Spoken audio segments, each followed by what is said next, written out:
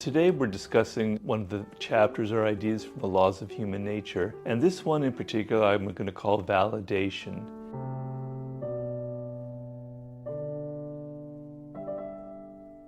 Idea is simple. I want you to think back on the times recent or in the past where you have actually received validation from another person for some positive or good quality that you have. And if you think about it deeply, it's a pretty rare experience. That's quite sad, actually. In your workplace, for example, when people look at you, they don't see you as an individual, as somebody with your own tastes and desires and problems. They tend to categorize you as something. They tend to see you how they want to see you. And even in your personal relationships, a lot of that will carry over. And in those rare moments where somebody looks you in the eye and actually tells you about a quality or an act that you did that they really enjoyed, they really liked, it's like it has an incredibly powerful effect on you. Now, that's not to say that you're all goodness and wonderful and just a great person, because we all know that that's not true. It's not true of me. It's not true of any human being, not even of supposed saints among us. But you do have some good qualities. You do have things that need or should be validated.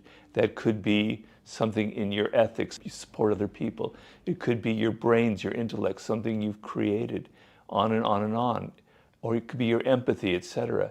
You have these qualities, and to have somebody look at you and see you as an individual, not as a category, and say, you know, when you said that or when you did this, it was really meant something to you.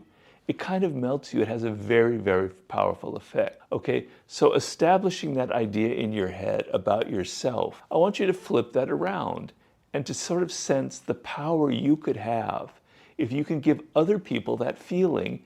And sadly enough, how rarely you do that, how you have a tendency to look at people and not see them as individuals, to kind of focus on their negative qualities. And if you focus on their positive qualities, it's always, oh yeah, but it's because they have this, that, and the other. They're privileged, they went to college, they da-da-da-da. And so you have the same problem that people give to you. And so what I'm asking of you is to think of this. William James, the great American psychologist, thought it was the deepest human need to feel validated by another person.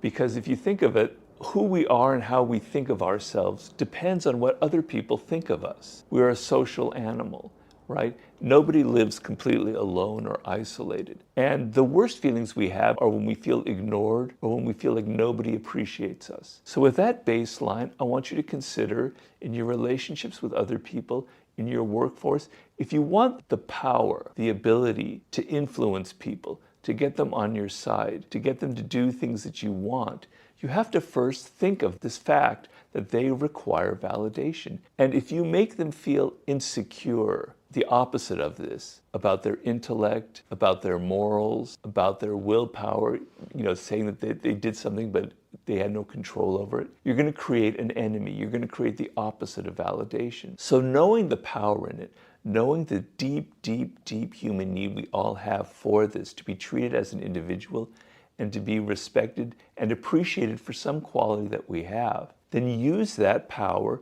on other people and think of how you can give them a sense of that validation, choosing the qualities.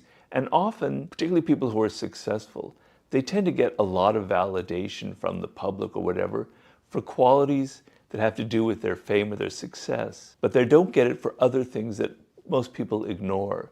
So look at those things where they need to feel validated, where other people aren't giving it to them, where there's a quality that they feel is underappreciated, and you can sense that in them. And give them that sense of you see them for who they are, and you're reflecting back to them the sense that they are important, that they are worthy of attention.